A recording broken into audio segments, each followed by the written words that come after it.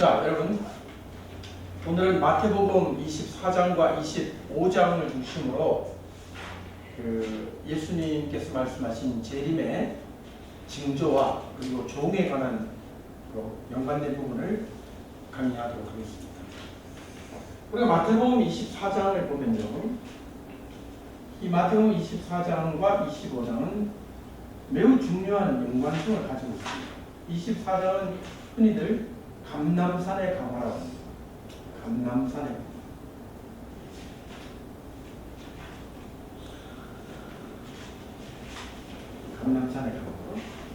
강화. 감람산에서 제자들에게 말씀하시는데 주로 뭐에 대한 말씀이냐면 재림, 예수님의 재림의 징조, 그리고 재림의 과정, 그리고 그 결국에 대해서 말씀하고 있는 매우 중요한 내용입니다. 따라서 이 마태복음 24장을 뭐라고까지 표현하느냐면 복음서의 소계시록이라고 합니다. 복음서의 소계시록. 이것을 마태복음 24장, 마가복음 13장, 혹은 누가복음 21장을 가르쳐서 하는 말이죠. 이건 마치 이사야의 묵시록이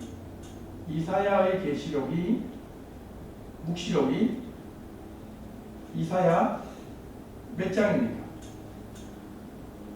24, 27장까지. 그러니까 이 복음서의 소계시록의 내용은 주로 예수님의 재림에 관한 이야기라는 걸 우리는 알 수 있습니다. 그리고 특별히 계시록의 그 6장에 있는 말들 있죠, 네 말들의 해석을 바로 복음서의 소계시록에 비추어서 해석을 하는 거예요. 그만큼 중요하죠. 근데 문제는 이겁니다. 바로 이어서 붙어있는 25장에는 세 가지 예수님의 이야기가 나오는데, 첫 번째는 열 처녀의 비유, 그 다음에 두 번째는 달란트의 비유, 세 번째는 양과 염소의 비유를 말씀하고 있습니다. 자, 여러분, 그러니까 25장은 24장에 이어 있는 그러한 내용이라는 걸 봤을 때, 이 세 가지 이야기는 전부 재림과 관련이 있다는 것을 알 수 있습니다. 뿐만 아니라 열처녀, 그 다음에 달란트, 양과 염소의 비유의 맨 마지막에 가면 거기에 바깥 어두운 데 내어 쫓기거나 버림을 당하거나 한마디로 천국에 못 가고 지옥의 판결을 받게 되는 사람들이 등장합니다. 사람들, 멸망받을 사람들에 대한 이야기가 반드시 언급이 됩니다. 이건 재림의 모습이라는 거죠. 자, 그래서 25장에 나와 있는 세 가지 이야기를 추적해 들어가게 되면 우리는 24장을 자세히 주목하게 되는데, 24장의 내용을 이렇게 전반적으로는 이런 재림에 관한 이야기라고 하지만 좀 더 구체적으로 들어가게 되면 다음과 같이 단락을 정리할 수 있습니다. 1절부터요, 24장 1절부터 30, 마태복음 1장 24장 1절부터 31절까지는 재림에 관한 내용이에요. 재림에 관한 내용. 그리고 31절에 가게 되면 어떤 내용이 나오느냐면 성경 구절에 이렇게 되어 있어요. 31절에 외우기 좋습니다. 한 달의 맨 마지막 날은 며칠이죠? 31일이죠. 31일을 기억하십시오. 31절은 저가 예수님이죠. 큰 나팔 소리와 함께 천사들을 보내리니 저희가 그 택하신 자들을 하늘 이 끝에서 저 끝까지 사방에서 모으리라. 예수님의 재림과 그리고 휴거, 들림받는 것을 말씀해 주고 있습니다. 이게 31절에 이제 재림에 관한 끝이에요. 그런데 32절을 보면 재림에 관한 내용이 아닙니다. 재림의 과정이나 재림의 현상이 아니라 32절부터는 무화과 얘기가 나옵니다. 무화과의 비유를 배우라. 이렇게 얘기를 시작을 하는데 이때부터 나온 얘기가 어디까지 가냐면 32절부터 시작되는 이 내용이 51절까지 계속이 돼요. 51절까지. 자, 마태복음을 이제 크게 두 부분으로 나누는 거죠. 이 앞부분은 재림에 관한 내용이 맞습니다. 근데 뒷부분은 무슨 내용일까요? 무화과나무의 비유는 무엇을 얘기하기 위해서 하신 말씀이냐면 무화과 나무를 자세히 보면 그 가지가 연하여지고 잎사귀를 내면 가지가 연하여지고 그 다음에 잎사귀를 내면 여름이 가까운 줄을 알아라. 이런 얘기를 하고 있거든요. 그러니까 가지가 연하여지고 잎사귀를 내면 이것은 징조예요. 징조.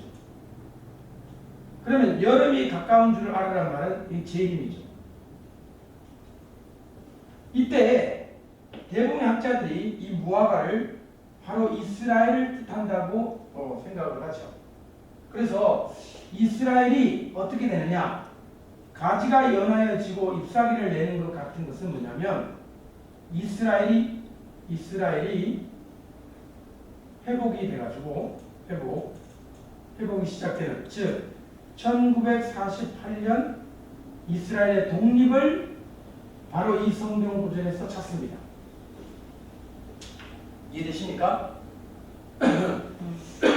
그러니까 무화과 나무는 이스라엘로 보고 가지가 연하여지고 잎사귀를 낸다는 것은 이스라엘이 회복이 시작이 되고 1948년에 독립한 사건을 가리킨다.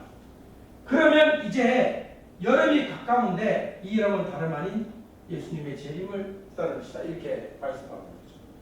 그렇다면 이 무화과 나무의 비유는 뭐냐면 이 재림이 언제 오느냐라고 하는 그 때에 관한 말씀이에요. 그래서 51절까지 이 이야기가 진행이 됩니다. 자, 그러면 뒷부분에 있는 이 무화과 나무로부터 51절까지 내용을 가만히 보면 이 때에 관한 말씀과 함께 이 때를 알고 가르치는 종들,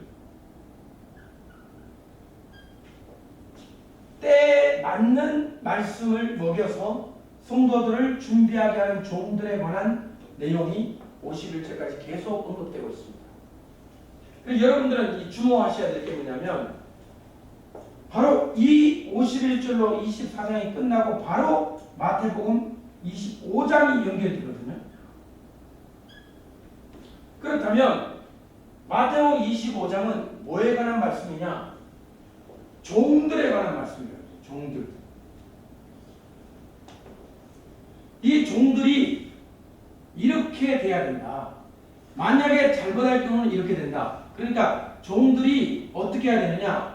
열처녀 비유에서는 핵심이 무엇이고, 달란트 비유의 핵심이 무엇이고, 양과 염소의 비유의 핵심이 무엇이다 하는 걸 알아야 되는데, 이 공통적인 것은 종들에게 주신 주님의 경고라는 것이죠. 24장은 재림이고요. 자, 그럼 이제 열처녀 비유를 자세히 보도록 하겠습니다. 첫 번째, 열처녀 비유. 우리는 열처녀를 성경에서 열이라는 숫자를 자꾸 만나게 됩니다. 문화의 비유에서는 몇 명의 종들이 있었어요? 10명의 종들이 있었고요. 예수님에게 고침받는 문둥병 환자가 몇 명이었어요? 10명의 나병 환자. 그렇죠? 자꾸 열이라는 숫자가 우리에게 등장이 됩니다. 그렇죠? 그 다음에 열 처녀가 있는데 이것을 두 가지로 이렇게 나눕니다. 하나는 슬기로운 지혜를 말하죠. 그다음 두 번째는 미련한 이렇게 돼 있어요. 미련. 이거는 지혜가 없는 거죠. 이 두 종류의 처녀들이 5명씩 있었던 거예요. 그죠? 그런데 슬기로운 5 처녀는 등불을 가지고 그리고 기름병을 가졌죠. 등불과 기름병. 그러면 미련한 5 처녀는 등불이 없었습니까? 등불이 있었습니까? 등불이 있었죠. 어떤 사람들은 미련한 5 처녀는 등불이 없었다고 해요. 아닙니다. 등불이 있었어요. 등불이 있었어요. 그런데 뭐가 없었어요? 기름병이 없었죠. 자, 여기서 많은 사람들이 해석을 어떻게 하느냐면 등불이 있었으니까 믿음이 있었다. 등불은 믿음이니까 그렇게 해석을 하죠. 믿음이 있었으나 결국 버림받았다. 뭐가 없었어? 기름병이 없었어. 그럼 기름병이란 무엇이냐는 거예요. 기름병이 뭐냐? 여러분, 사람이 구원받는 것은 오직 믿음으로 구원받는 거 아니에요? 오직 믿음으로 구원받습니까? 아니면 믿음과 순종으로 구원받습니까? 아닙니다. 오직 믿음이에요. 성경에 오직 믿음이라고 되어 있지 믿음과 무엇이라고 붙이면 성경과 틀린 거예요. 굉장히 중요합니다. 오직 믿음이에요. 오직 믿음. 그런데 이 믿음은 순종과 사랑을 흘러내는 참 믿음이라는 거죠.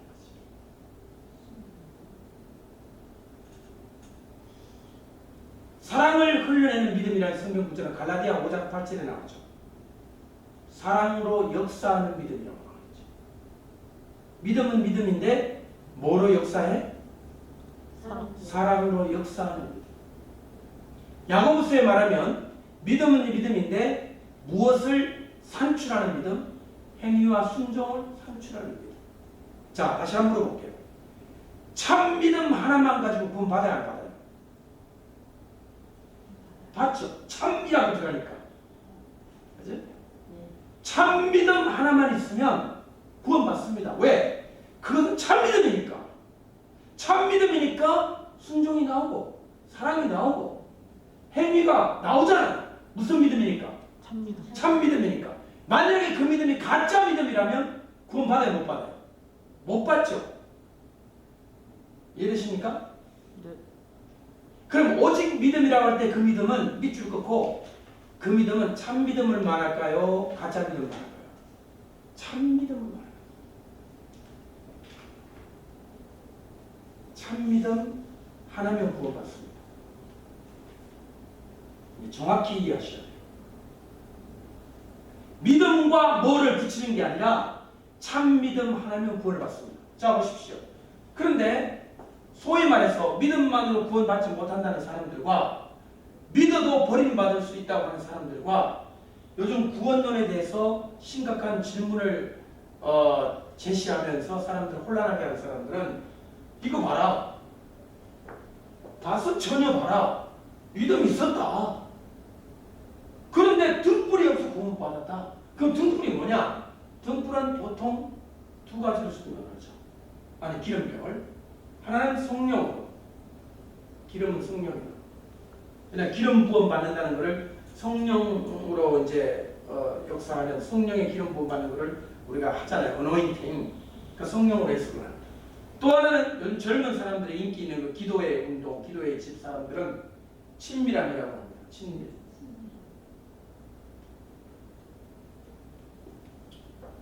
자, 그런데 이 등불과 기름의 관계를 우리는 성경을 통해서 정확히 알 필요가 있습니다. 이게 무슨 뜻인지. 이거의 배경이 되는 성경 구절은 이겁니다. 혹시 이런 그림 아십니까? 이게 등불이죠. 메노라예요, 메노라.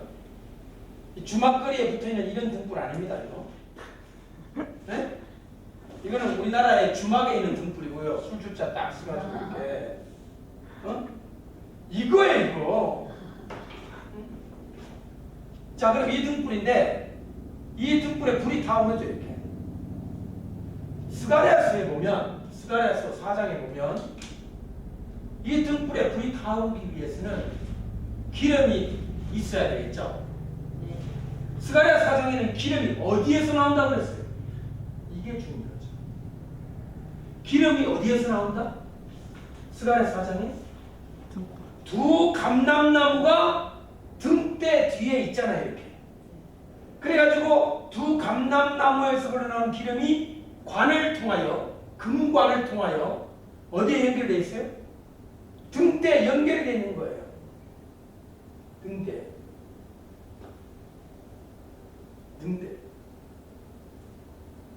이해되십니까? 자, 여기에 불이 타오르기 위해서는 원인이 어디 있느냐? 등불이 타오를 수 있는 조건. 기름이 공급하는 공급 원인 뭐냐?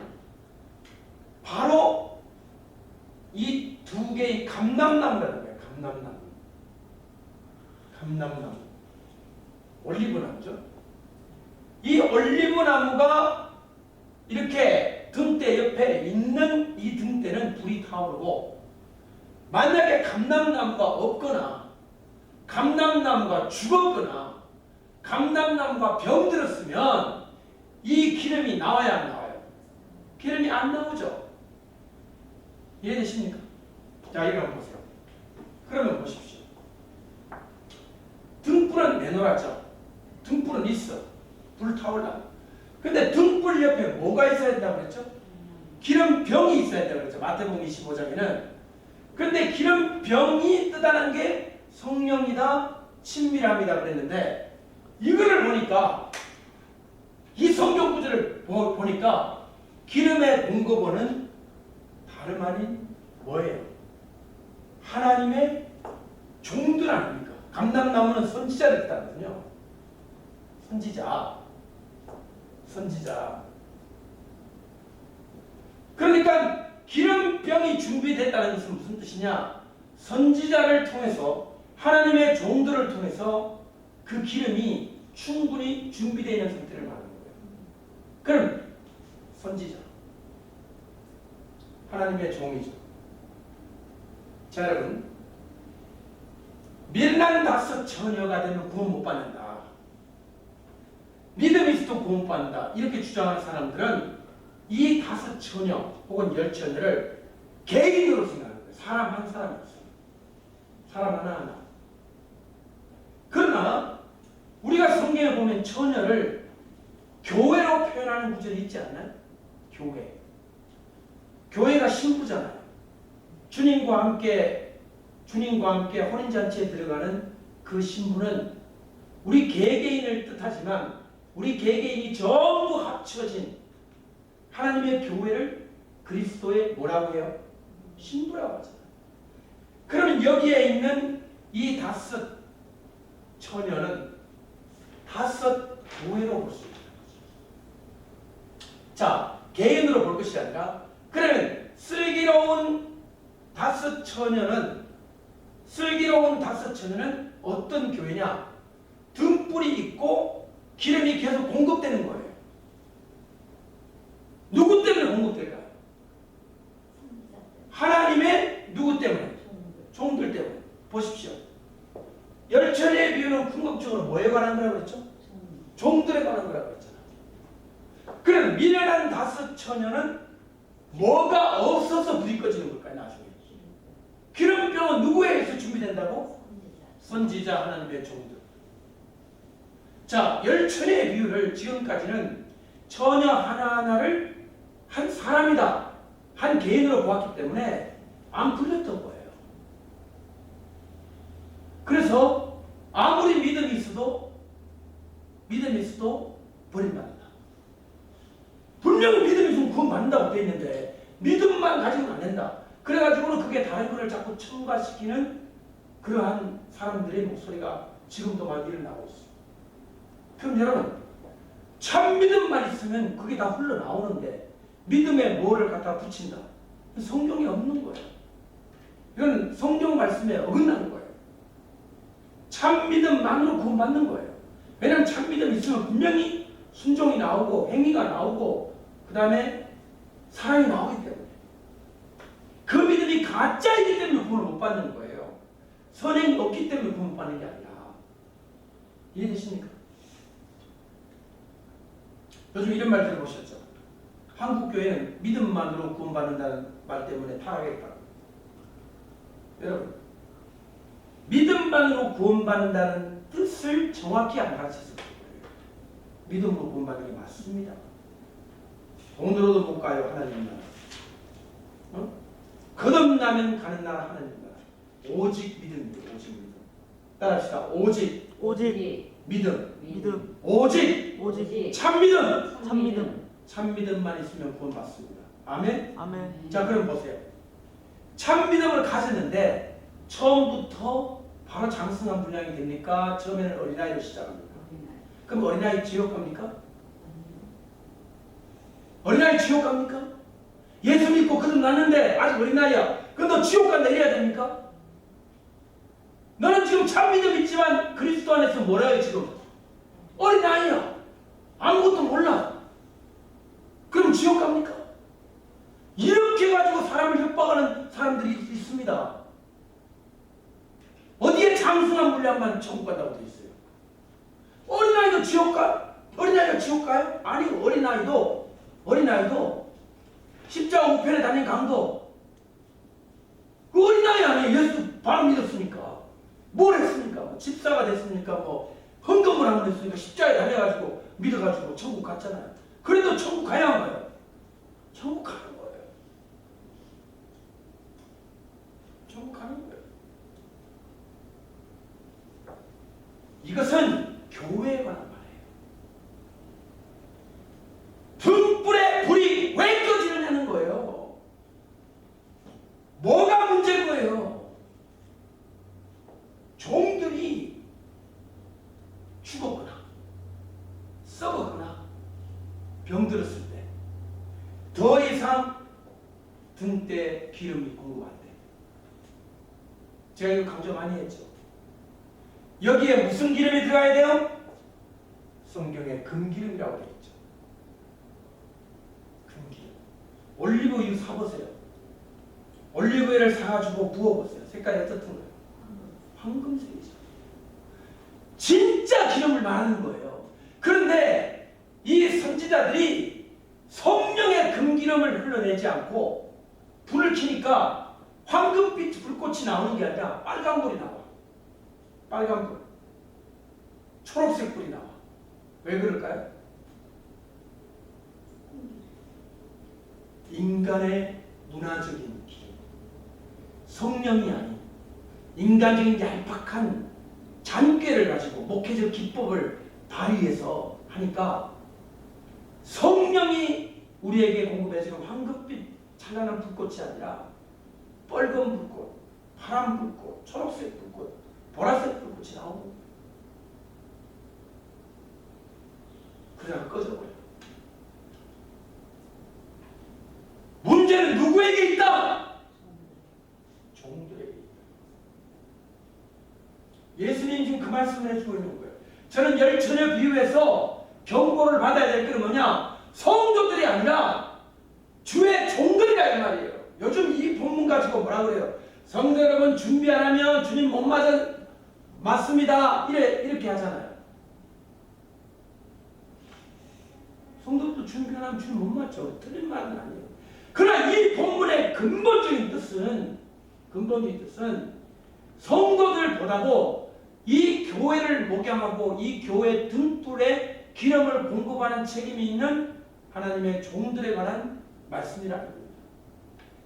그 맹당을 아예 잊어버리고 엉뚱하게 자기는 빼고 주의 종된 자기는 빼고 자기 앞에 있는 누구에게만 막 강조를 해요?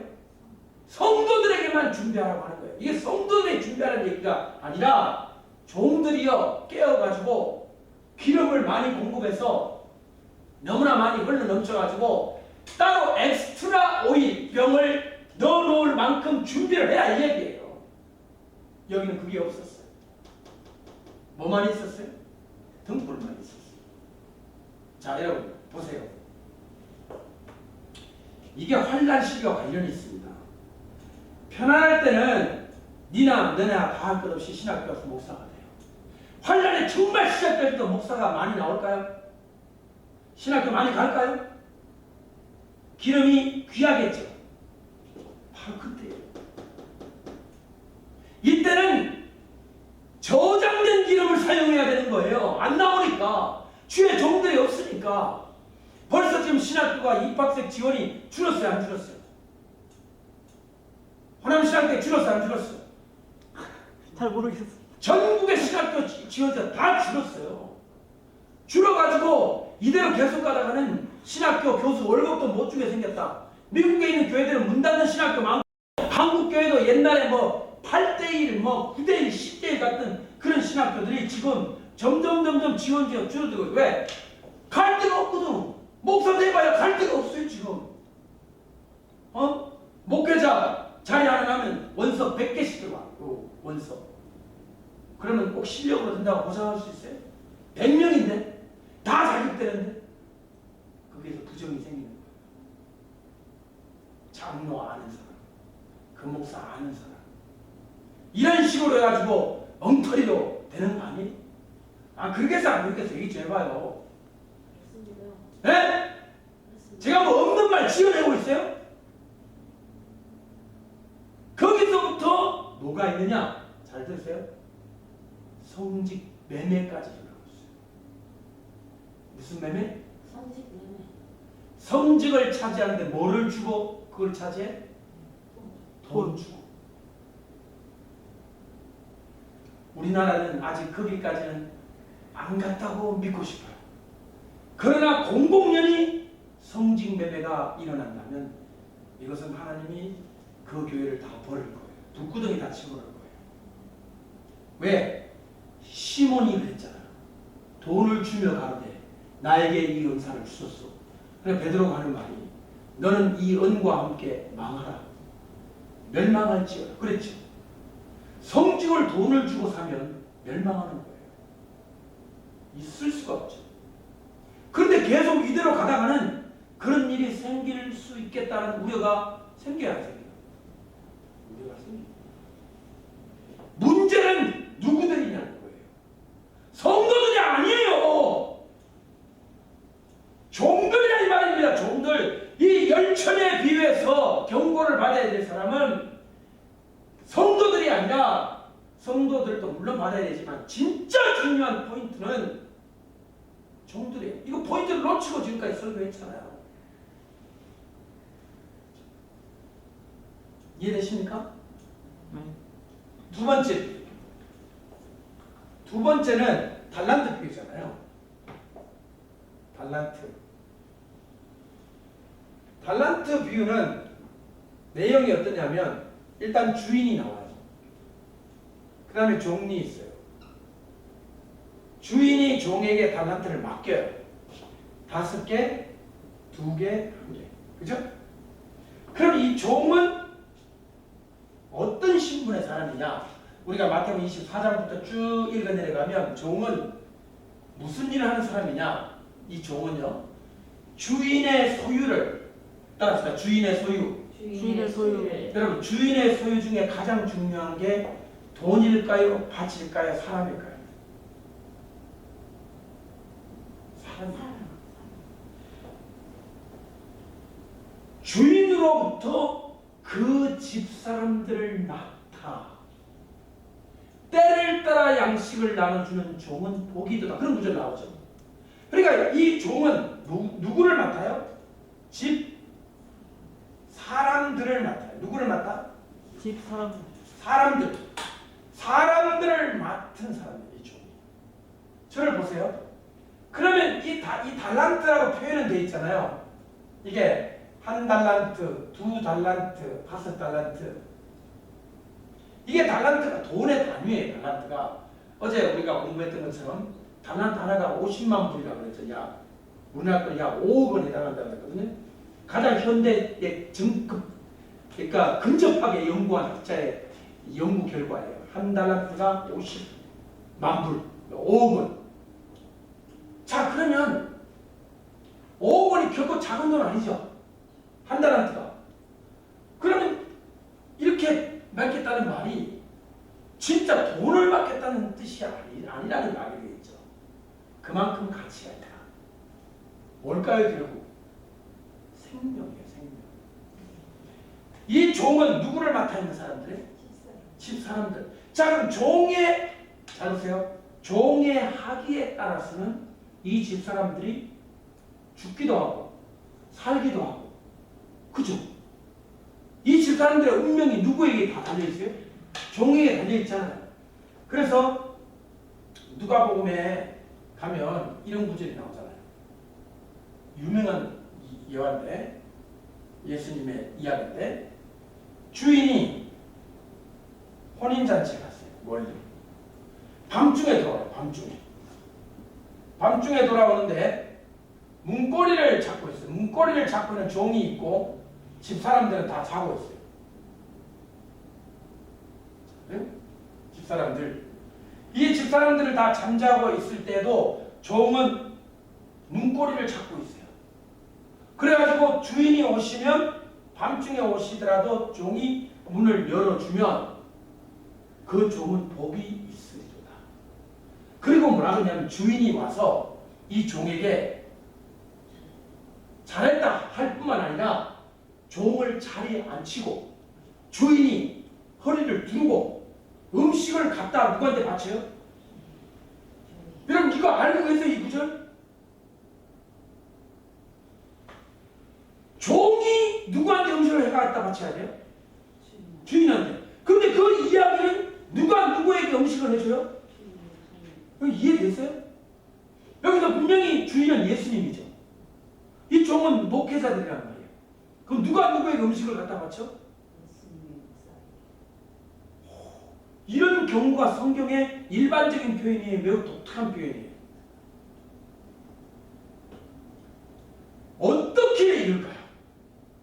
다른 거 내가 지금 강의를 했는데 여러분 처음 듣는 사람도 있으니까 말씀드리겠습니다.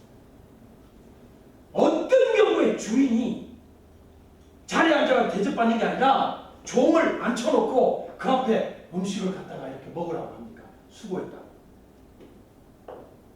이 종은 이 주인 기다리려고 고생을 많이 한 종이에요.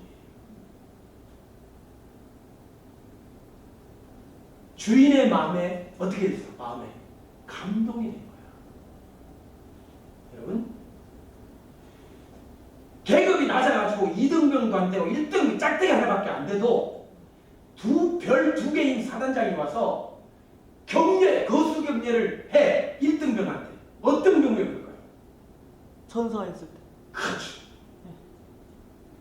혼자서 이거를 막아내려고 온몸이 벌집이 돼가 죽은 이 병사 앞에는 장군도 뭐래요? 격려. 이 표현이에요 지금 이게. 그러니까 이 종이 어떤 종이야? 잠 안 자고 누가 오기만 기다린 거야. 일주일째 잠 안 자다고 생각해봐. 이렇게 하다가 주인이 오니까 헐고 이래 오셨습니까? 막 눈은 막 지금 시큼해져가지고 막 너무 꾸벅꾸벅 넘어갈. 여기는 잠으로밖에 표현 안 됐지만 환란이 뭐 잠 내용밖에 없겠습니까? 못 먹고 못 입고 두드려 맞고 감옥에 갇히고. 그럴지라도 누구를 기다렸어? 예수님이 이 사람한테 밥 차려줄만 해야 안 해요? 그 얘기예요 이게. 눈물 나는 얘기야 지금 이게. 그러니까 종이 중요해 안 중요해요? 그러니까 계시록에서 뭐라 하냐면 따라서 종들에게 보이시려고. 누구에게 보이시려고? 종들에게. 종이 알아야 뭘 준비를 할 거 아니에요. 이해되십니까? 어제부터 종종종 계속 지금 종에 대한 얘기를 하고 있는데 아니 뿌리를 뽑으려고 그래 제가 지금 오늘. 자, 그러면 달란트를 받은 종들은 사실은 사람들을 맡아 있는 종들입니다. 그들이 맡고 있는 5달란트, 2달란트, 1달란트는 저를 보세요. 돈의 단위로 표현했지만 돈이 아니에요. 생명이에요. 사명이에요. 사명. 이 종이 이거를 어떻게 하느냐에 따라서 이 사람들이 죽기도 하고 살기도 하고 영생을 얻기도 하고 막 영벌을 받기도 하고 행복하게 진짜 살기도 하고 불행하게 살기도 하는데 이 한 달한테 받은 종은 그 사명과 생명을 어떻게 했다고?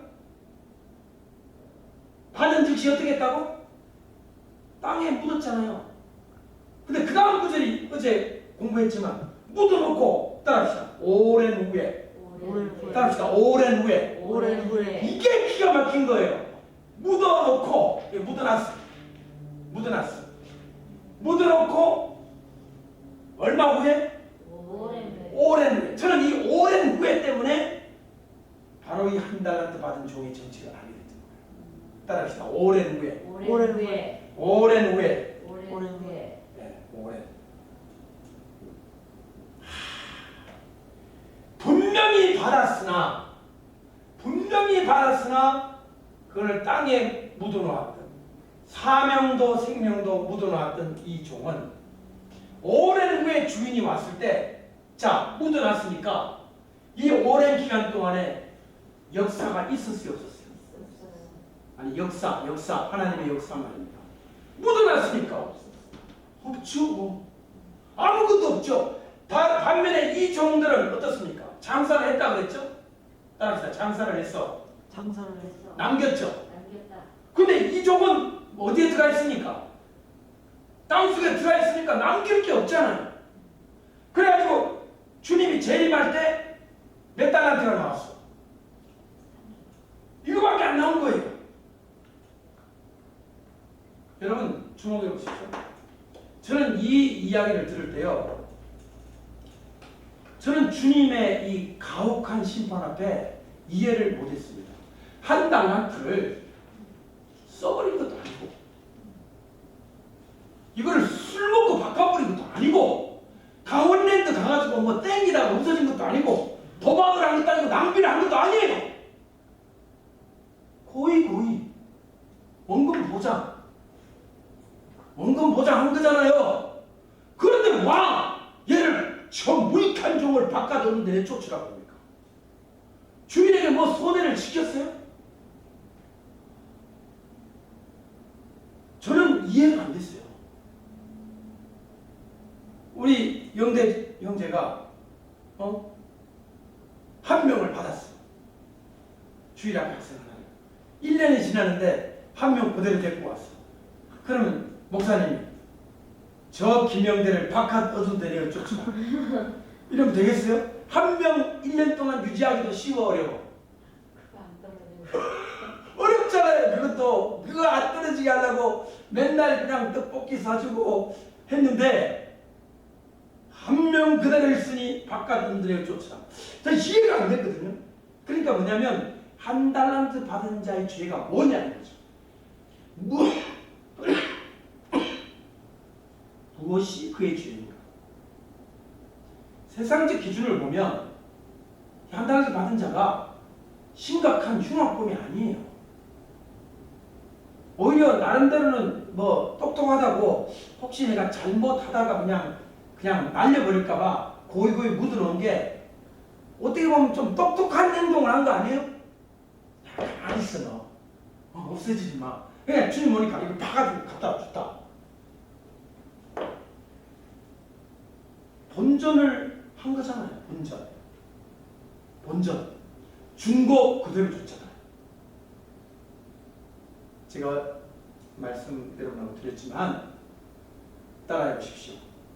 아무것도 안 한 것이 한 것이 죄가 될 수 있다. 죄가 될 수 있다. 자 보세요. 이 한 달란트 받은 종은 뭘 해가지고 죄를 지은 겁니까? 안 해가지고 죄를 지은 겁니까? 안 해서 죄가 된 거예요. 자 이것도 보세요. 이 미르나는 5처녀 있잖아요. 이 사람들이 우르르 몰려가가지고 스리병 5처녀 등불을 다 박살냈어요? 빼앗았어요? 그냥 안 했을 뿐이에요. 이거 안 했을 뿐이에요. 그리고 생각을 어떻게 했냐면 필요하면 빌리지 뭐 그랬어요. 실제 빌렸어요 안 빌렸어요? 빌리려고 시도했어요 안 했어요? 했잖아요. 그러니까 그들의 생각에는 뭐 이렇게까지 할 필요 있나? 필요하면 어떡하지 뭐? 빌리지 뭐. 그러니까 이 멜란다스 처녀도 한다나트도 뭔가 나쁜 짓을 한 게 아니라 그냥 안 한 거예요. 그냥 안 한 거예요. 그냥 가만히 있어버린 거예요. 여러분, 저는 이 비유를 볼 때 예수님께서 신랄하게 비판하시고 비난하시고 바깥인데 내 쫓겨야 된다. 혼인잔치 못 들어간다. 이런 단언적이고 과격한 심판을 내리기에 죄가 너무 약해 보인다는 거예요. 제가. 여러분 생각 어떠세요? 뭐 이거 준비 안 했다고. 야 설교용 나도 전혀 좀 나눠 가져. 서로 사이좋게 같이 먹고 가야지. 아니었어요. 너무나 냉정했어요. 너희들 없으니까 문 닫힌 후에 문 열어달라고 그러니까 가라 그냥. 거기 또 사람들이 어디 갔다 오니까 문 닫혔어요? 야 보세요. 기름을 사러 갔잖아요. 기름을 사러 갔다가 오니까 뭐가 닫혔어? 기름 사러 어디 갔을까요? 되게 궁금해요. 기름 사러 갔다는 게 무슨 뜻일 것 같아요? 해석을 하자면 기름이 선지자들로부터 온다고 이렇게 생각을 하는데 그제서야 주의 종을 찾아 나섰는데 있다 없다.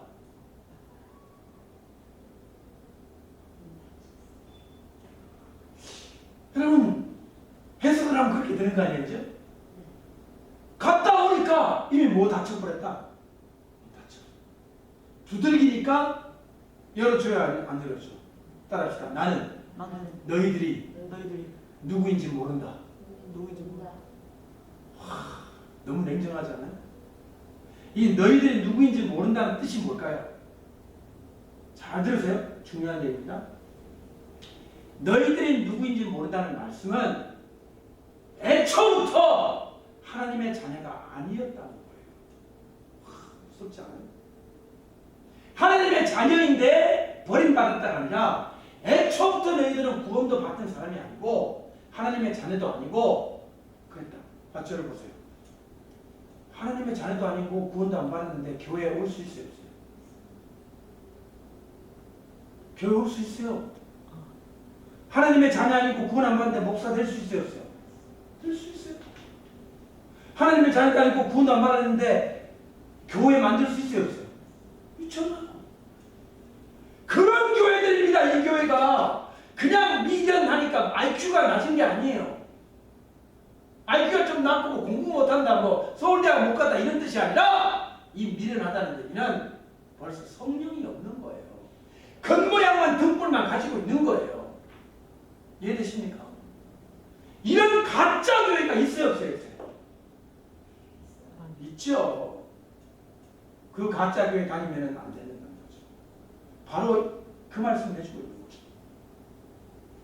그래서 제가 예수님 당시에 받은 사명과 생명과 은혜를 묻고 2000년 동안 이렇게 묻어놓았던 이 한다라는 받은 종이 바로 이스라엘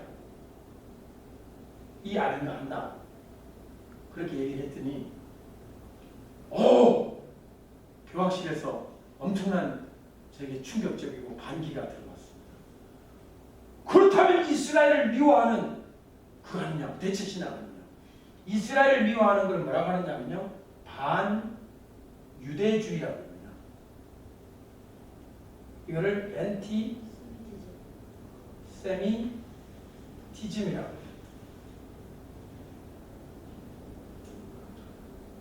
나보고 이재하 목사님도 엔티세미티즘이 있냐? 이스라엘을 미워하냐? 어떻게 이걸 이스라엘 할 수 있냐? 그 공격을 받고 제가 하루 종일 좋아. 그러면 성경에 예수님 말씀을 찾아보자. 봤더니 글쎄 그 거기에 예수님마저도 있어요, 없어요? 있더라고요. 예수님 마음속에 엔티세미티즘이 있어요, 없어요? 있더라고요. 근데 이 엔티세미티즘만 있는 게 아니지, 예수님은. 중요한 게. 이거를 이야기하면서 결국에는 그들의 뭐를 갈망하셨어요? 이거를 사랑의 자고, 이거를 미움, 증오. 그래서 예수님에게는 뭐가 있어요? 이스라엘을 향한 애증. 자 보세요.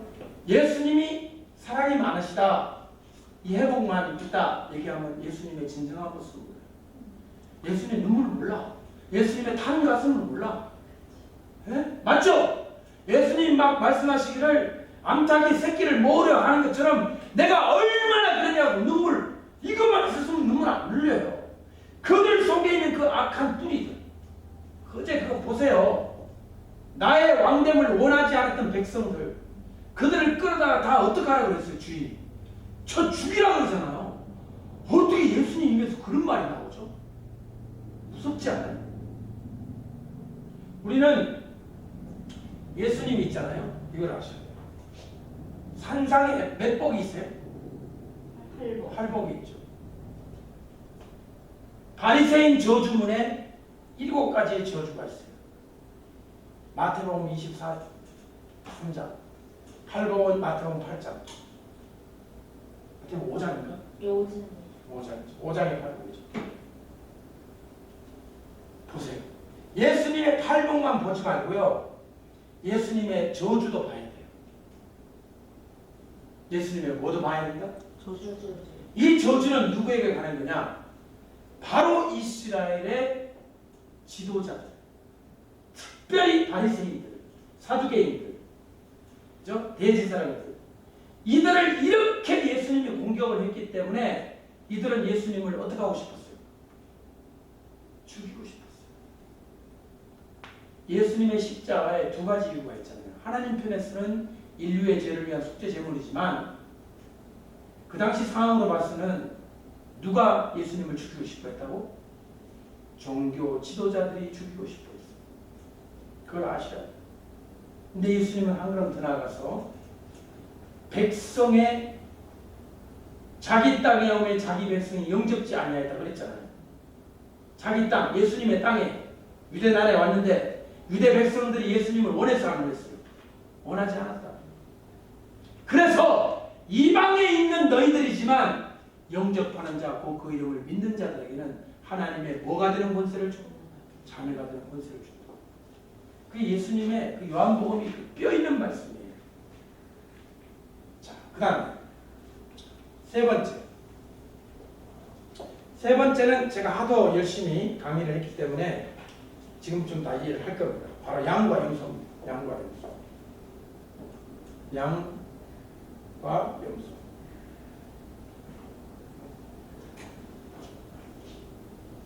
양과 염소는요, 예수님께 먹을 것, 마실 것, 입을 것 안 주었고, 나그네 됐을 때 영접 안 했고, 병 들었을 때 고쳐주지 않았고, 감옥에 갔을 때 돌아보지 않았다. 또 있습니까? 그때 6가지인데 총.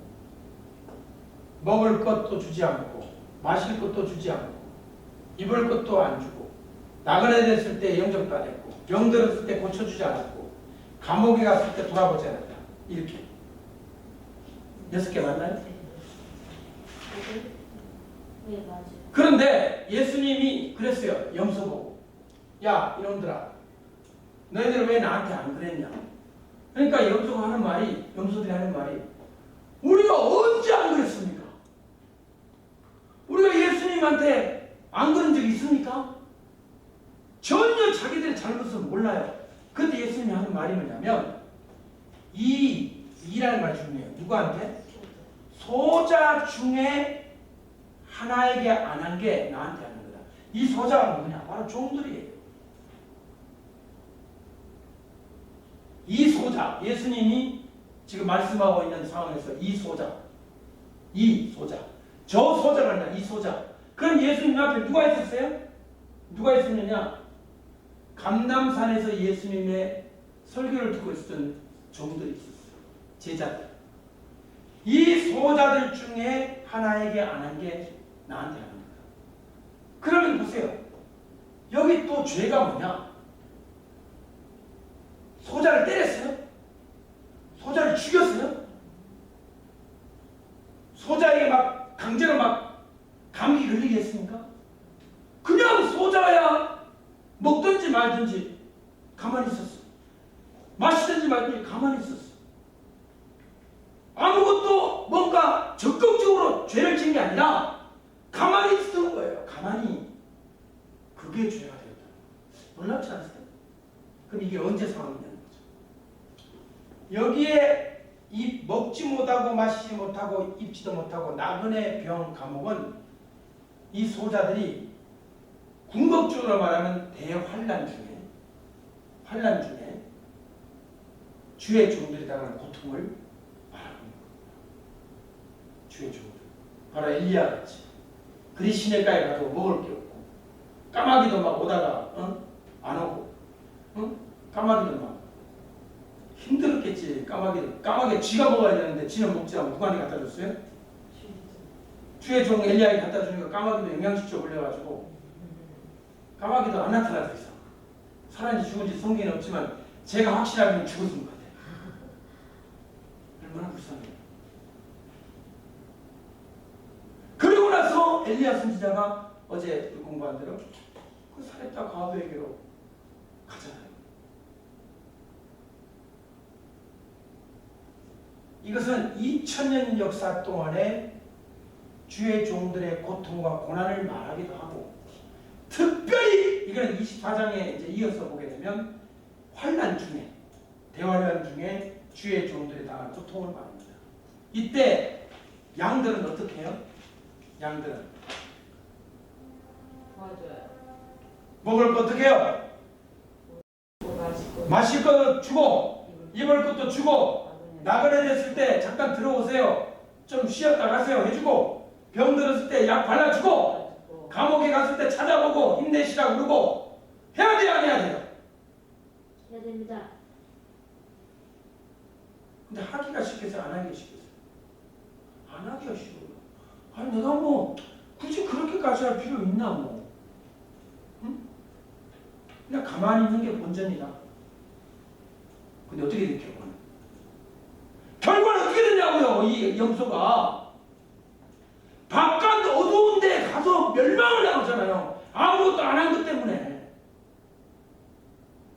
주의 종들을 때리고 주의 종들을 죽이고 주의 종들 피를 흘린 이 악당도 있어요. 적그리스도와 그의 군대들 뭐 이런 사람들. 그에 비하면 이건 죄도 아니야. 가만히 있는 것뿐이야. 뭐 이제야 듣든지, 아 내가 바쁜데 뭐 알아서 하겠지. 그걸 큰 죄라고 볼 수 있어요? 큰 죄라고 볼 수 있다고 세상의 기준에서 볼 때. 지도 바쁜데 언제 주의 종까지 봐 이거. 근데 주님은 그거를 따시신다는 거예요. 이게 누구를 염려한 걸까요? 이 소자들을 염려하신 거예요. 세 가지가 다 종들에 관한 이야기였던 거예요. 첫 번째는 무슨 뜻이냐? 두 교회가 있다는 거예요. 종들이 기름을 흘려내는 교회가 있고 종들이 기름을 흘리지 않는 교회가 있다. 두 번째는 뭐냐면 이 귀한 달란트를 받아 땅 밑에 묻지 말고 자기의 맡은 사명 끝까지 감당하는 종들이 있다. 이 세 번째는 뭐냐? 이 종들을 환난 중에 고난과 고통을 당할 때 돌아보는 양들이다. 이 세 가지 이야기를 우리에게 보여주고 있습니다.